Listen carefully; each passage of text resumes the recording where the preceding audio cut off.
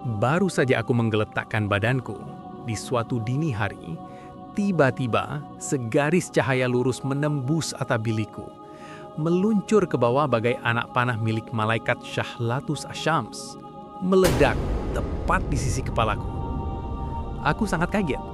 Tetapi, karena kehidupanku di negeri ini senantiasa ditemani oleh kaget demi kaget dari hari ke hari, maka aku tak acuh-acuh saja. Aku digertak. Dan kali ini tak bisa lagi kusembunyikan kekagetanku. Tetapi sesaat kemudian kuusir lagi rasa kaget itu. Dan aku tertawa berbahak-bahak, meskipun hatiku merasa agak jengkel. Yang datang adalah seperti biasa, Kiai Sudrun. Kali ini penampilannya agak rapi, pakai serban, semacam jubah atau mantel putih panjang bak Superman. Terompahnya bertali, diikatkan ke kedua kakinya, bahkan agak romantis. Di atas daun telinganya, ia selipkan semacam kembang, entah apa, berwarna hijau tua. Ada apa lagi nih, Kiai?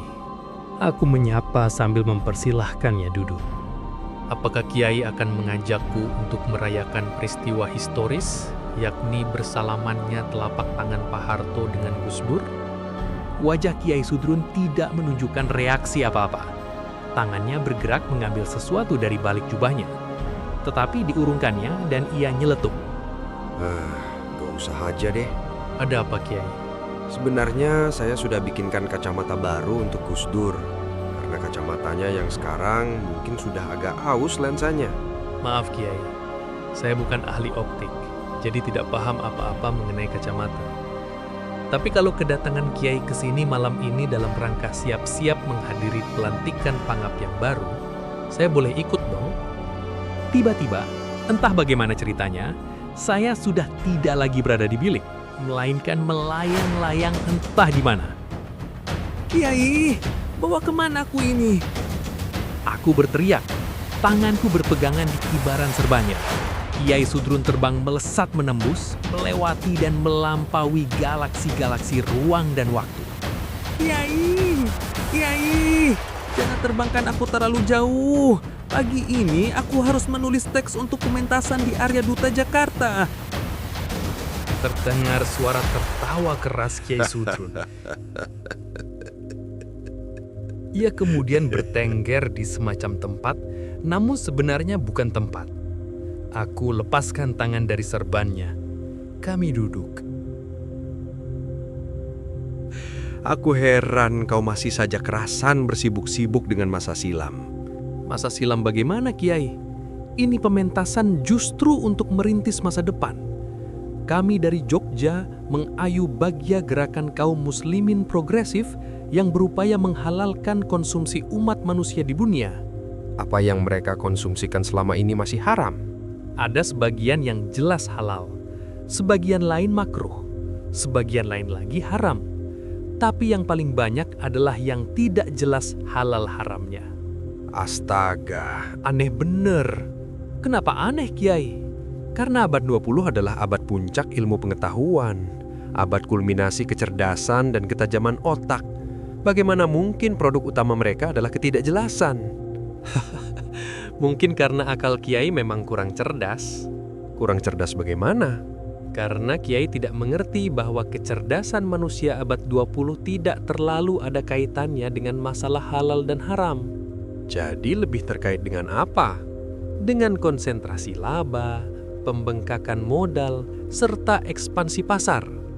Kalau soal baik dan buruk, Kalau soal baik dan buruk, sepanjang hal itu untuk kepentingan diri mereka masing-masing, baik dan buruk dianggap sesuatu yang penting. Soal benar dan salah, Benar dan salah menurut mereka, itu yang diutamakan. Bukan benar dan salah menurut sumber kehidupan yang memiliki hak untuk menentukan benar dan salah. Tuhan maksudmu? Tolong Kiai, jangan keras-keras menyebut nama Tuhan di sini. Sebab ada yang merasa lebih berkuasa dibanding Tuhan. Dan memang dilantik dan diresmikan untuk dianggap lebih berkuasa dibanding Tuhan. Kalau mereka melanggar nilai atau aturan Tuhan, mereka gagah berani dan melakukannya dengan tenang-tenang saja. Tetapi, kalau terhadap peraturan si penguasa ini, mereka pengecutnya bukan main. Iya. Lantas, Ya begitu itu. begitu itu halal atau haram? Maksud Kiai bagaimana? Baiklah, saya lengkapkan pertanyaanku. Kamu ini sendiri makhluk wajib, makhluk sunat, makhluk halal, makhluk makruh, ataukah makhluk haram? Loh, kok banyak sekali jenis-jenisnya, Kiai? Matriks hukum itu 5, bukan 3. Sebutannya wajib haram, bukan halal haram. Di antara halal dengan haram hanya ada fenomena makruh. Tetapi di antara wajib dengan haram ada 2 fenomena lainnya lagi, yakni sunat dan wajib itu sendiri.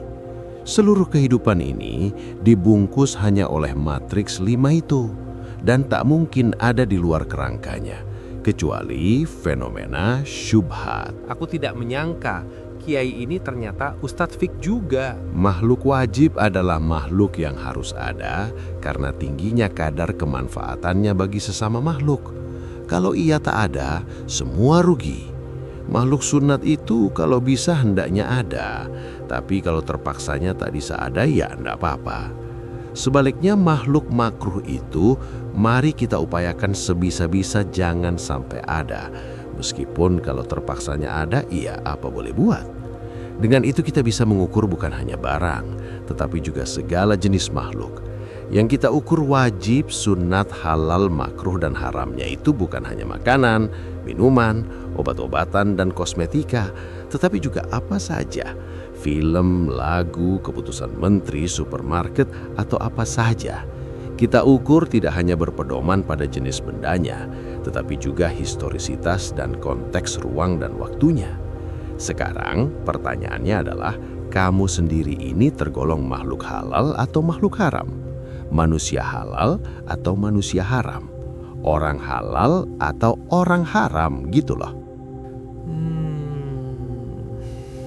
Aku ndak ngerti, Kiai. Orang halal adalah orang yang boleh ada dan boleh tidak ada. Orang halal adalah orang yang kalau dia ada, alam dan lingkungan manusia tidak mendapatkan keuntungan atau kemaslahatan apa-apa. Tetapi kalau dia tidak ada, alam dan lingkungan juga tidak rugi apa-apa. Orang halal adalah makhluk yang monggo saja mau ada atau tidak ada. Wujuduhu ka'adamihi. Kalau manusia haram, Kiai, manusia haram adalah makhluk yang kalau dia ada, maka lingkungan akan sangat dirugikan. Sehingga kalau dia tidak ada, lingkungan akan mendapatkan keuntungan. Kalian itu banyak, Kiai. Orang haram banyak jumlahnya, sehingga banyak orang mendoakannya agar cepat mati. Kamu kok malah tampak senang sekali ada orang haram macam itu.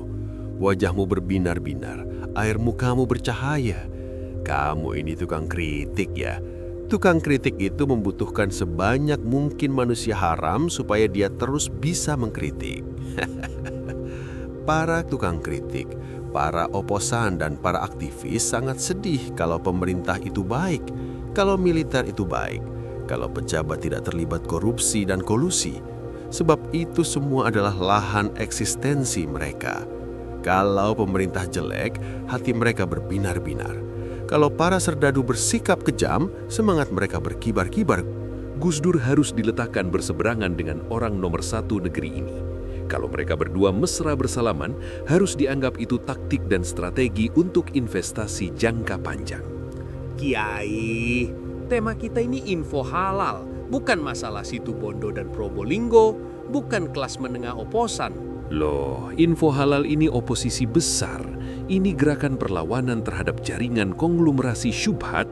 Kiai, tadi ini masa silam? Yang masa silam itu kerangka berpikirnya. Yang terlambat terlalu jauh itu wilayah garapannya. Kiai ini terlalu menuntut, terlalu idealis. Wong urusan makanan, minuman, obat-obatan, dan kosmetika saja susahnya bukan main. Tersandung-sandung. Kenapa? Lawong lembaga Tuhan kalah sama lembaga negara. Ribuan malaikat pengangkut label-label dan sertifikasi halal dari langit ke bumi dirampok di tengah jalan. Sehingga urusan halal haram tidak lagi berpusat di pusat laboratorium ilmunya Tuhan, melainkan di gedung-gedung departemen. Departemen apa? Temen karet. Sesungguhnya sangat bagus kalau setiap departemen kepengurusan negeri ini mengaitkan diri dengan halal haram, asal jangan sekadar dicuri legalitas formalnya dari otoritas Tuhan. Kalau misalnya Departemen Penerangan sadar halal haram, kan bisa dicari pemberedelan itu halal atau haram. Kalau Departemen Agama mengaitkan dirinya dengan kesadaran halal haram, jadinya bisa dipersoalkan memeras jemaah haji itu halal atau haram. Departemen-departemen lain juga bisa menanyakan kepada dirinya masing-masing apa hukum penggusuran, surat sakti, tender palsu, kebiasaan kolusi, bahkan kalau perlu dipertanyakan dui fungsi militer itu halal atau haram. Tapi ini bukan negara agama, Kiai. Ya, kalau bukan negara agama, jangan ada departemen yang merasa berhak mengurusi soal halal dan haram. Itu masalah konstitusi dan prosedur, Kiai. Memang itu masalah konstitusi, masalah prosedur, masalah komoditas, dan persentase. Right or wrong is my country, Kiai. Jangan hasut-hasut saya untuk menjual negeri dan bangsaku sendiri. Untuk apa menghasut? Toh kalian sendiri sudah sangat canggih menjual negeri dan bangsa kalian dengan harga yang sering sangat murah sekali.